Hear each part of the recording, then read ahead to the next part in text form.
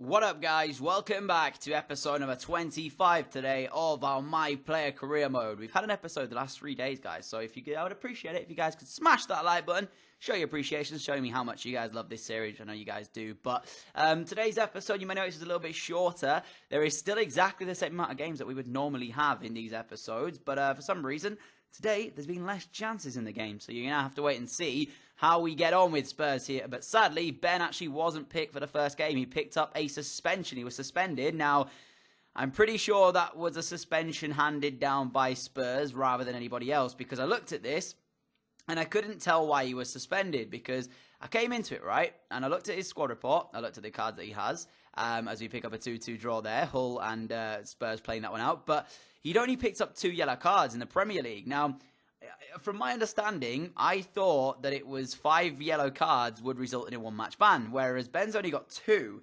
So I couldn't understand why he was given a 1-match ban, unless it was given to him by Spurs, because they must have that kind of policy regarding that. Now, that could not be the case. It could be a situation where it is only 2 yellow cards for a suspension. Now, I'll have to see in the future if Ben does pick up any more yellow cards, whether or not he will be suspended again at a future club, or whether it just applies to Spurs, because I was quite surprised. I was looking at it and was thinking, why on earth has he got a suspension? From where? Just before that, he did get an email actually from the club explaining that they don't, they have like no kind of thingy on no, I guess, what is the word I'm looking for, policy regarding cards anyway, about racking up cards. So he got an email regarding that. I don't know whether or not that was to say then he was going to get suspended because of that, whether or not that was Spurs or not. We'll have to see, I guess, as I said. But moving into game 1 of the 4 games you're likely to see in today's episode, Spurs 4 wins out of 4 in the Europa League, taking on Club Brugge now, and I'm pretty sure going into this, they were on 12 points and couldn't be caught at the top, but I could be wrong. So we'll see anyways, guys. Victory here definitely would make sure that they are through as group winners. So they didn't really have to risk Ben, but they did, and I suppose he wasn't playing against Hull before, so he's got a point to prove, if you will. So that's the team that Spurs have. Eriksen out on the right, Wood and Perisic as a kind of free in behind Harry Kane. We'll see how they get on today. But Club Brugge were the first to get the chance in the game, 12 minutes into it. And I have to say, it was really only a half chance until Michel Vorm gifted them a massive, massive chance. Like, to be honest with you, looking at this goal now, like, I don't really understand what Michel Vorm's trying to achieve here. I completely understand him trying to come out for the ball, but I didn't feel as though he needed to parry that one. You know, it didn't come with massive pace, unless he just got it completely wrong, and that's probably what's happened there. He doesn't make that many mistakes, I guess, so he's entitled to make a couple here and there. But overall, I was very disappointed with the way that goal went in, because I just felt as though there was a large slice of luck that possibly Spurs didn't deserve to go against them there. So from Vaughan's perspective, he'll be frustrated with himself, but for Club Brugge, it's the lead in this one here, and they needed a victory, to be honest with you, in this group stage. So Spurs with it all to do to try and get themselves back on level terms here, and 22 minutes in, Ben thought he'd done that. Lovely run, nice run out of chop to get back on the inside of that defender on that favourite left foot as his, but sadly, he couldn't quite apply the finish that he required. So 8 minutes from time now. Spurs really piling on the pressure, trying to find that equaliser. As I said, low chances in today's games. Wasn't really a lot of chances flowing in these ones, and that one was a big wasted one from Harry Kane there. Nice pass or cross from Ben on this right-hand side, straight to the head of Harry Kane. He should do better with it, and that's the reason why Spurs fell to a 1-0 defeat in their first game of the episode today, or rather their first gameplay game of the episode today. So for Spurs, they looked like they were going to get through the group convincingly, winning every game possibly, but that error from Michel Vorm and the lack of shooting and chances in the shooting boots on from Spurs today ends up being a 1-0 defeat. So that's 4 wins and 1 defeat now in the group stage. They're still through the group, but I think they can now be caught as group winners. I don't think they're through completely as group winners. So disappointing result, but I suppose, you know, it's better that happens later on in the group than it did at the start. You know what I mean? It's better to have that now happen rather than as lose games, or Spurs lose games earlier on in the group and then put unnecessary pressure on themselves. You know what I mean? So I don't really mind them losing that game there. It doesn't particularly matter too much. As we move into the next game of the episode, Leicester City at home, which is a tough one, this one, because Leicester are the type of team, as I say a few times, I've said this before, they can cause upsets, like a lot of teams can in the Premier League. That's why the Premier League is so good to watch, because you never know who's going to win, because on any given day, anything is possible. So going into this one against Leicester, Spurs with that 1-0 defeat to Club Brugge, not really in the greatest form. The side that was picked here, you can see as well when we go into game, Vincent Janssen starts ahead of Harry Kane. there's a few other additions into the team as well that maybe you possibly wouldn't been thinking straight after that game against Club Brugge. But Ben starts it regardless at Wembley here, and it's going to be a tough game, this one. I want to see if Ben can get his shooting boots on, can get his team going again. As you can see, as I said yesterday's episode, Spurs do hold top spot currently in the Premier League at the moment by a point. So going into this one, they've got a point to prove as to why they are currently up there. Now, remember, there is Spurs. I do think 2 other teams in and around it who can possibly try to get themselves up in that position. You can see the team there. It's not as strong as you would be hoping for Spurs. Their defence is somewhat weaker, and they've actually got a midfield kind of 2, the anchor midfielders, not quite as strong as they normally are. So this could be a very tough game, let's say, for Spurs here. But top of the league, they want to keep it going. They want to pick up 3 points. So as Leicester got us underway, it was time to see whether or not they could get a victory. And 14 minutes in, Ben, good turn actually, away from, I think it was Harry Maguire, gets in behind the defence, and a little bit of luck there for the Leicester players and the Jakubovic in between the sticks there, because he made the save, and it looked like for a second the ball was going to trickle across the line, but it didn't quite have the legs, and he managed to get back and stop it from going in. And that was literally the only chance of the game. Like, yeah, I mean, Hugo Lloris, it says he made a save there. He caught a corner. That was literally it. He caught a corner. There was 3 shots from us, 2 from them, and only 2 on target in the entire match. So for a game, that game, it wasn't necessarily great of highlights, and in general, just wasn't great gameplay, was it? So I apologise, guys. Don't know what was wrong with us. We just couldn't get going. And yeah, sadly for Spurs, I think that now knocks them off top spot, 'cause I'm pretty sure the team sat in second. I think Chelsea is one of them, and I can't remember who the other one is. It might be Man United.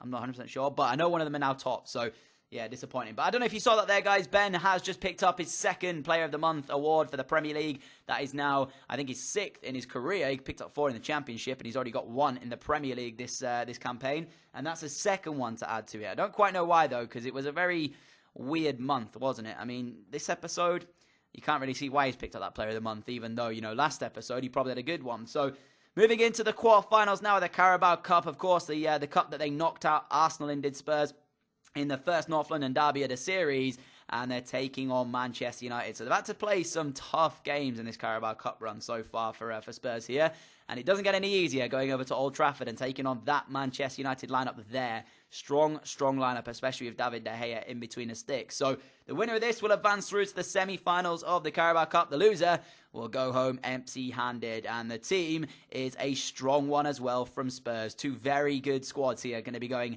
head and shoulders at it to see who can go through to that semi-final and potentially have a look at some silverware in the early part of this season. 32 minutes into it, United starting the stronger off the 2 teams. You can see Ben struggling to get into the game, only playing at a 5.5 match rating.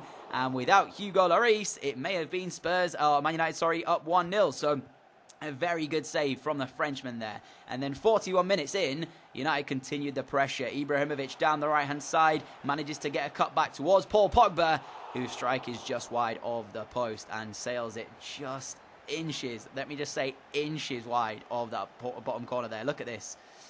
It was narrowly wide. So, disappointing first half from Spurs, looking to pick it up in the second. And here's Ben now with a chip through ball over the top to the left-hand side. It finds its way miraculously into the feet of Harry Kane, who does what he does best. And he slots that one home to make the score 1-0 to Spurs. Literally their first chance in the entire game at Old Trafford. Without Hugo Lloris and without Pogba missing that chance, it may have been a different story at half-time. But at half-time it was 0-0. And luckily, Spurs were the first team to get a chance in the second half, and they took it as well. So, Harry Kane, good take, but you have to give credit on that left-hand side for the cutback and the pass over from Ben as well. So, Spurs 1, United 0, but there's still a little bit of time to go. Is it going to be Spurs advancing through, or have United got one last attack in the locker to try and change this game and send it to extra time? So, let's find out, guys. Are Spurs on their way to their first semi-final appearance of the season? Let us find out. As Manchester United got it back underway, it was actually Spurs with the next chance in the game. United and Spurs both on all-out attack at this stage. It was men just all in. It was just crazy. Like, honestly, I love games when both teams are on all-out attack. It just makes the game so much more entertaining to see.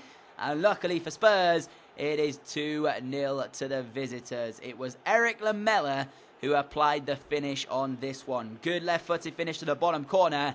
And that, sadly, looks like it may send Manchester United out of the Carabao Cup so far. I know I've got a few Man United fans who watch this series, and I know you guys enjoy it, so disappointingly for you guys, we are going to be knocking out Manchester United by the look of it, and it looks as if they will be going out. But I'm sure you guys will be cheering on Ben regardless now with this situation. Or maybe not. Maybe you see him as the villain. Maybe he now should, lose this next game. Who knows? But I know I've got a few United fans who watch me. There's fans from everywhere who watch my channel, and I really appreciate it, guys. But Eric Lamela, 2-0 up, 8 minutes from time, guys. That should now be Spurs advancing through to the semi-finals and have a chance at getting to a final for the first time in Ben's career in terms of, I guess, a normal cup. He did play in a final in the playoffs, but that's slightly different in the aspect that, you get promotion from that, not just silverware. So this time around, it is Spurs going through. It is Eriksen loving life here. De Gea didn't really do anything today. And I remember earlier on in the season when both teams came against each other and ended in with a 1-1 draw.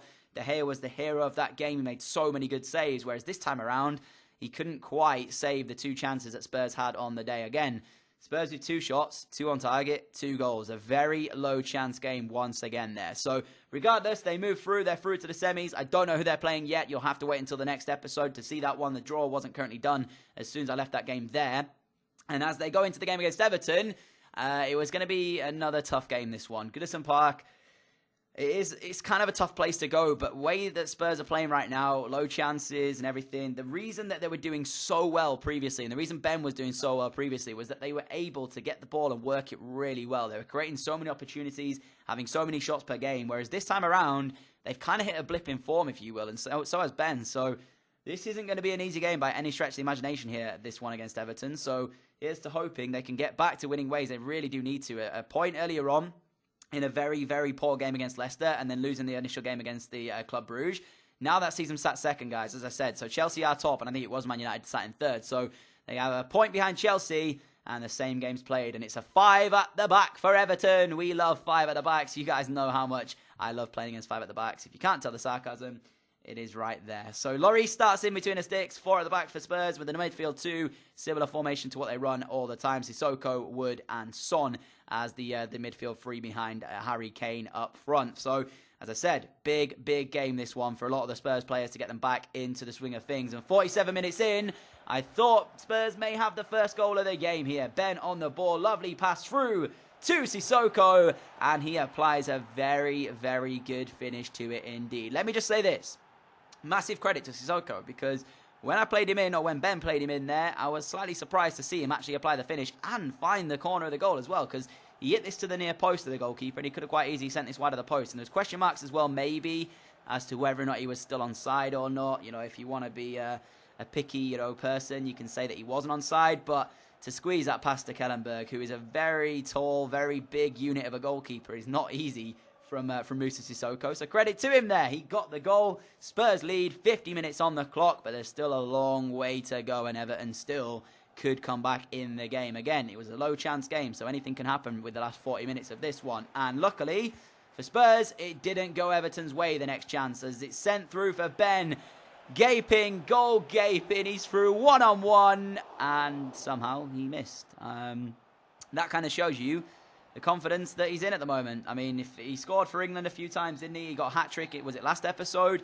And he was hitting them for fun, when he was through 1-on-1. And that one there should have finished it off, but Stekelenburg made a great save. So, literally 2 chances in the game. It was the 2 chances I showed you. Again, low chance game, not really worth showing you guys. But that's going to be where we end today's episode off. I mean, I apologise again for it being shorter, but I played the same amount of games as we usually do. It was just we hit a blip in form today, and so did Ben, and so did Spurs. So, yeah, I mean, we didn't really get many chances in the games, so need to improve in that front for the next episode. Regardless, guys, if you enjoyed this one, a like, rating, we greatly appreciate it. We have 4 points clear at the top, so we can't be caught. We are through as group winners, so Ben will probably not be picked for the last game in the Europa League. Hopefully, you guys understand that. But that's going to be it for today, guys. We'll see you all again at 4 p.m. UK time tomorrow for yet another video. Catch you all then, guys.